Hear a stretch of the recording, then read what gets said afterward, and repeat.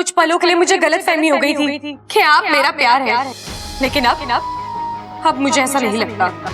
आप में और मुझ में, हमारी सोच में, हमारे रहन सहन में बहुत फर्क है। हम दोनों एक दूसरे के लिए नहीं बने हैं बब्बल जी, ये बात मैंने स्वीकार कर ली है। और जितनी जल्दी आप इस बात को स्वीकार कर लें, आपके लिए सही होगा। अपने लिए भी कोई अच्छी सी लड़की ढूंढकर आप शादी कर लीजिए। ले भाई बब्बल, चुन ले भाई। गिन ले। अरे फोटो गिन के क्या करेगा? इसको बोल कि फोटो देख और लड़की चुन ले अपने लिए। मैं भी वही बोल रहा हूँ। भैया क्या है ये सब? अरे लड़कियों के फोटो हैं। देख, इच्छा की शादी तो लगभग होली, अब तू अपनी शादी के बारे में भी थोड़ा बहुत सोच ले। देख बब्बल, मैं तुझे समझाता हूँ। देख क्या है कि घर का एक बेटा कुंवारा रहे, बात समझ में आती है, लेकिन घर के दो बेटे कुंवारे, ना ना बब्बल, तू शादी कर ले। देख वहां इच्छा खुश, यहाँ तू खुश, और हम तो वैसे खुश। देख ले फोटो। भैया मुझे कोई फोटो वोटो नहीं देखनी है, आप प्लीज जाइए ऐसे, प्लीज। अरे देख ले ना, कोई तो पसंद आ जाएगी। देख छोटे, तेरा दर्द हम जानते हैं, लेकिन दुनिया का कोई भी घाव हो ना, उसमें समय रहते मरहम पट्टी कर लेनी चाहिए। देख तू शादी करेगा, अपनी गृहस्थी बसाएगा, तो इच्छा को भूलने में तुझे आसानी होगी ना, वरना ऐसे तो तू देवदास बन जाएगा मेरे भाई। देख देख ले भैया यार। अरे देखना, देख ले बब्बल।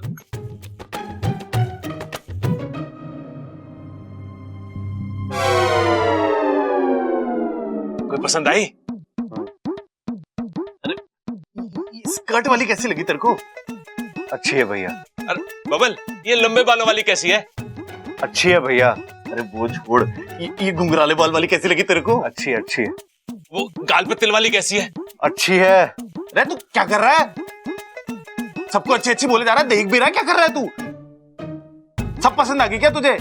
सबसे शादी करेगा क्या तू? अरे मुझसे तो एक ना संभल रही, ये इतनी सारी कैसे संभालेगा? तो छोटे, मुझे लग रहा है इसका मूड ठीक ना है अभी, बाद में आते हैं। ठीक है, चल भाई आते फिर दोबारा। पीली ड्रेस है। इच्छा एक बार और सोच ले बेटा। सोचने का वक्त चला गया है माँ, अब तो युद्ध होगा महाशिवरात्रि के दिन। महाशिवरात्रि के दिन ही क्यों माँ? आप तो जानती हैं, महाशिवरात्रि शिव जी का त्योहार है। उस दिन शिव जी की कृपा हम पर जमकर बरसती है। हम नागों की शक्तियां अपनी चरम सीमा पर होती हैं। उस दिन हमसे कोई मुकाबला नहीं कर सकता, और हम इसी बात का फायदा उठाकर उस मयूरेश को अपनी जाल में फंसा लेंगे। लेकिन कैसे? मेरा मतलब है तुम्हारे दिमाग में चल क्या रहा है? सुनो, महाशिवरात्रि के दिन जब सारी दुनिया पूजा और भक्ति में लीन होगी,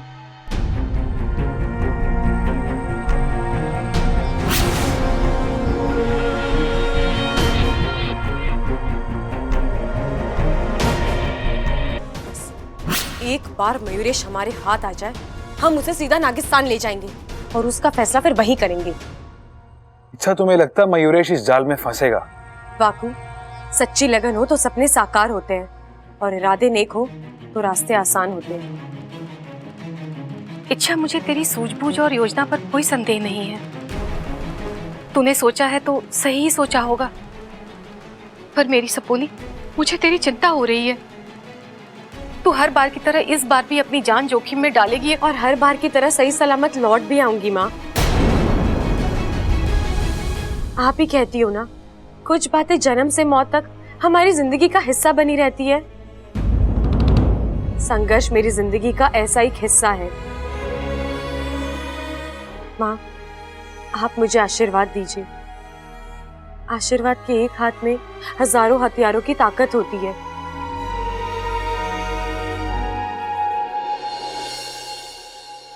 बब्बल, बब्बल, मैं तुम्हें ढूंढ रहा था। क्यों? एक कहानी सुनानी थी। कभी तुम पहाड़ी वाले मंदिर गए हो? वहां से गुजरते हुए लोगों को देखा है? उनके हाथ में ना प्रसाद का लड्डू हो, और उस लड्डू पे बंदरों की नजर होती। बेचारे बहुत उछलते हैं, कूदते हैं, लेकिन लड्डू उसे ही मिलता है जो उस लड्डू का हकदार होता है। तुम्हें देख के मुझे आज उन बंदरों की याद आ गई। मेरा मतलब कि इच्छा प्रसाद का लड्डू खाने वाला मैं और तुम बंदर। और तुमने सुना ना कि इच्छा ने मुझसे शादी के लिए हां कर दी। अब वो मेरी होने वाली पत्नी। कोई भी ऐरा गैरा इच्छा के आसपास भी फिर के वो मुझे पसंद नहीं। आज से, अभी से तुम इच्छा से दूर ही रहना। अभी इच्छा की शादी होने में 72 घंटे बाकी है, और जब तक उसकी शादी नहीं हो जाती वो इसी परिवार का हिस्सा है। तो उस हिसाब से रगेरा मैं नहीं, तुम हो।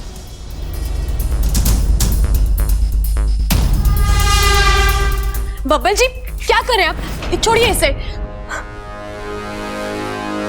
इच्छा, यहां तुम्हारे होने वाले पति का अपमान हो रहा है, उसके साथ बदतमीजी की जा रही है और तुम खड़ी खड़ी देख रहे। मुझसे ज्यादा गुस्सा तुम्हें आना चाहिए। क्या बोल रहे हो तुम? यही कि मेरा अपमान तुम्हारा अपमान है और इसका बदला तुम लोगी। मतलब ये कि थप्पड़ मारो बब्बल को और ये साबित कर दो कि तुम अपने होने वाले पति की बेइज्जती, उसका अपमान बर्दाश्त नहीं कर सकती।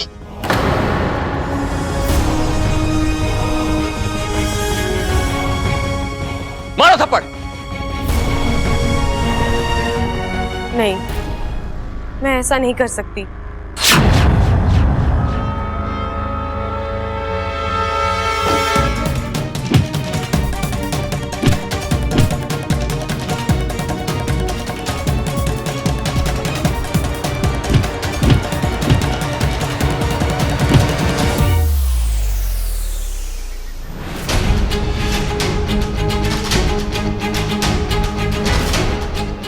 बब्बल जी छोड़ दीजिए। बब्बल जी आप समझिए बात को। बब्बल जी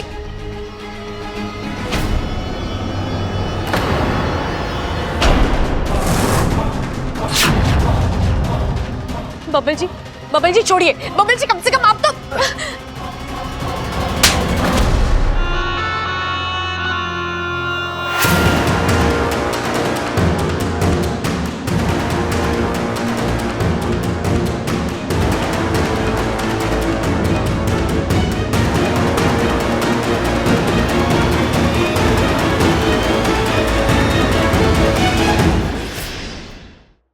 अगर मैं चाहूं तो मैं इस थप्पड़ का जवाब थप्पड़ से दे सकता हूं,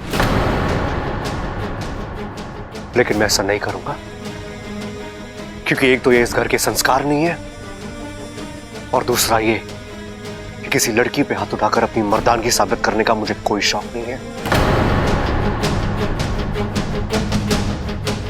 और एक और बात, मेरी चुप्पी को मेरी कमजोरी समझने की गलती कोई ना करे। पहलवान की औलाद हो, अगर पटकने पे आऊंगा ना तो तुम्हारा सांस लेना भी मुश्किल हो जाएगा।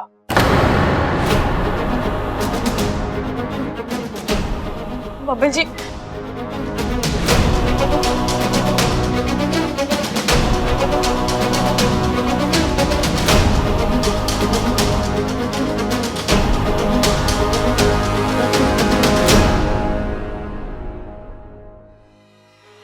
अब तो मैंने शादी के लिए हाँ कर दी है। तुम जो चाहते हो, जैसा चाहते हो, सब कुछ हो रहा है, फिर ये नौटंकी क्यों कर रहे हो? इच्छा, एक एहसास दिलाना था तुम्हें। कैसा एहसास? यही कि आज के बाद जो भी हमारे बीच आने की कोशिश करेगा उसे ऐसा ही सबक मिलेगा, मेरे हाथों या फिर तुम्हारे हाथों। और एक बात कहूं, आज मुझे तुम पे बहुत प्यार आ रहा है। तुमने मेरे एक बार कहने पे बबल की पूरी अकड़ ही उतार दी। शादी कर रही हूं मैं तुमसे, अर्धांगिनी हूं मैं तुम्हारी। अब जो तुम्हारी मर्जी वही मेरी मर्जी। तुमसे बढ़कर मेरे लिए और कुछ नहीं है। जो तुम चाहते हो वही करूंगी। पक्का? अब भी शक है, लेकिन एक बात है मयूरेश, गृहस्थी में ताली एक हाथ से नहीं बजती। अगर मैं तुम्हारे लिए कुछ कर रही हूं तो तुम्हें भी मेरे लिए कुछ करना होगा। बोलो, क्या कर सकते हो तुम?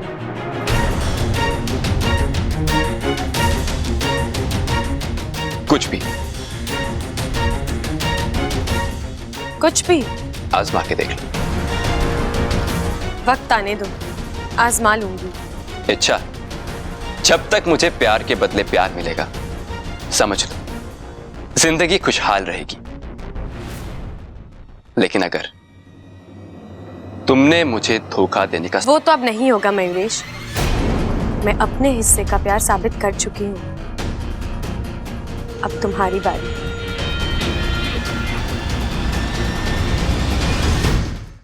आज तो वाकई कमाल हो गया। इच्छा को इतना मजबूर हमने आज तक नहीं देखा। जिस बब्बर को बचाने के लिए इच्छा ने अपनी आधी जान तक लुटा दी थी, आज उसी बब्बर पर उसे अपना हाथ उठाना पड़ा। मानना पड़ेगा मयूरेश को, ये सब उसी का किया धरा है महारानी। काश ऐसा शातिर और ऐसा होनहार कोई हमारा सेवक भी होता, लेकिन नहीं। हमारे यहाँ तो सिर्फ भगोड़े भरे पड़े हैं। अब माफ भी कर दीजिए महारानी, मुझसे गलतियां हुई हैं, पर अब दोबारा नहीं होंगी। आप आदेश दीजिए, मैं अभी जाके उस इच्छा को... नहीं, हमें अभी कुछ नहीं करना है। लेकिन महारानी, यही सही वक्त है। इच्छा कमजोर है, टूट रही है। हल्का सा भी वार उसे खत्म कर देगा। जो भी हो, हम अभी इच्छा को नहीं मारना चाहते।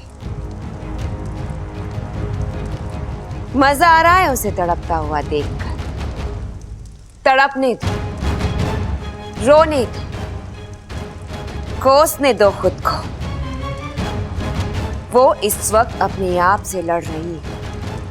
लड़ने दो। जिस दिन ये लड़ाई खत्म हो जाएगी, उस दिन हम अपना दांव खेलेंगे।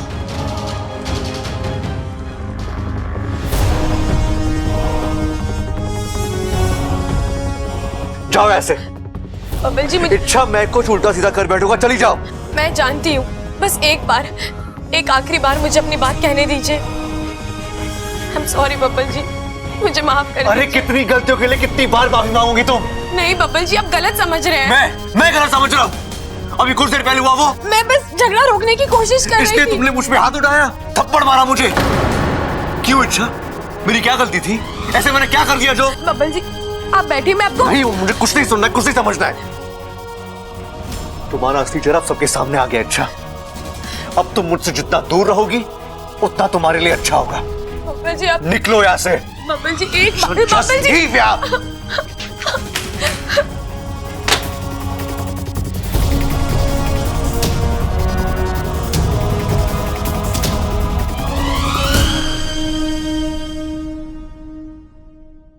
एमा, इच्छा की शादी में मैं जलेबी डांस करूंगा। खड़ा। दादी जी, प्रणाम। अच्छी तरह प्रणाम। आपने बुलाया मुझे? हाँ छोरा, थारे से बहुत जरूरी बात करनी है। शादी के सिलसिले में? हाँ छोरा, हमारे पास 3 दिन है और 3 दिन में 3 रस्में। कल हल्दी, परसों मेहंदी और तरसों शादी। दादी जी, आप जैसा कहेंगे बिल्कुल वैसा ही होगा। और आप शादी की तैयारियों की फिक्र मत कीजिए। अगर जरूरत पड़ी तो हम बाहर से कारीगर मंगवा लेंगे। अरे वो सब तो ठीक है छोरे, लेकिन मेहमानों का क्या करेगा? तेरे रिश्तेदार, जान पहचान वाले, उन सबको तो बुलाना पड़ेगा ना। हाँ, इच्छा का तो कोई आगे पीछे भी ना है। जो भी है हम ही लोग हैं। शादी की सारी रस्में खड़क करेगा और कन्यादान भी खड़क करेगा। लेकिन आशीर्वाद देने के लिए थारे परिवार से लोगों को भी बुला ले। आ जाएंगे दादी जी, सब आ जाएंगे। जैसे ही इच्छा ने शादी के लिए हाँ कहा ना, मैंने सबको फोन कर दिया। कल तक उन्हें पहुंच जाना चाहिए। अप्पू यहाँ भी नहीं है। क्या हो गया छोरी? तू इतनी हैरान परेशान क्यों घूम रही है? दादी जी, अप्पू कहीं दिखाई नहीं दे रहा है। अरे खेतों में गया होगा खेलने के लिए, आ जाएगा। छोरा बड़ा हो गया है, तो फालतू में उसकी चिंता मत करा कर अब। लेकिन पिताजी। ठीक है, मैं जाके देखता हूँ, उसके कान पकड़ के लेके आऊंगा। खुश? बब्बल जी, आज आप पर हाथ उठाकर जितना दर्द मैंने आपको दिया है, उससे कहीं ज्यादा दर्द मैं बर्दाश्त कर रही हूँ।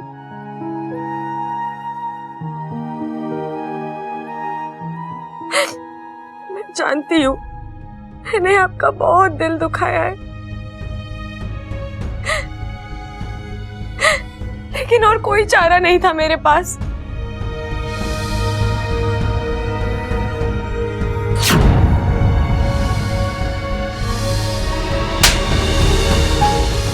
आपकी जान को उस वक्त खतरा था, वो मयूरेश आपको जान से मार डालता, इसलिए मैंने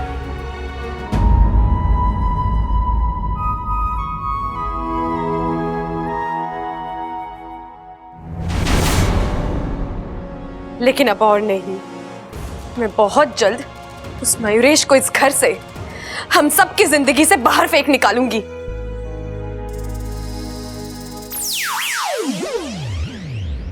अच्छा, आज तो हद हो गई। तुमने बबल को? मयूरेश ने मुझसे बब्बल जी को थप्पड़ मरवाया है, अब वो इसकी कीमत चुकाएगा। लेकिन कैसे? कुछ सोचा है? क्या करना है, कैसे करना है?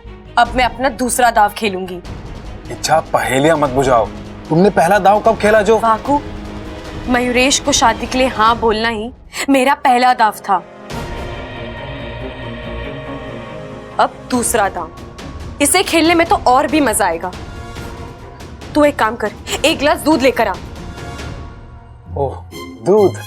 इच्छा जी, शायद आप भूल गई हैं, मैं इस घर में छुप कर रहता हूँ। इस तरह सरेआम सबके सामने दूध लेने जाऊंगा ना, तो 100 नजरें उठेंगी और 1000 सवाल। इसलिए तुम जाओ और दूध लेके आओ। लेकिन पहले यह बताओ, इस दूध से क्या होने वाला है? बहुत कुछ।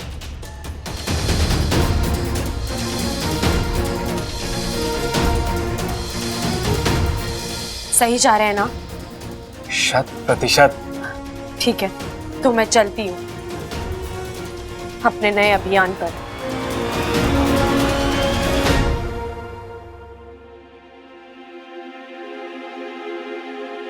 अरे अप्पू, कहाँ था तू?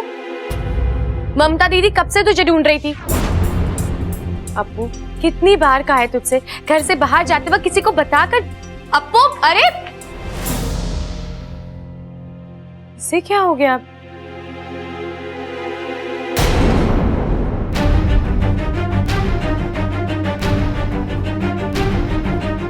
मयूरेश,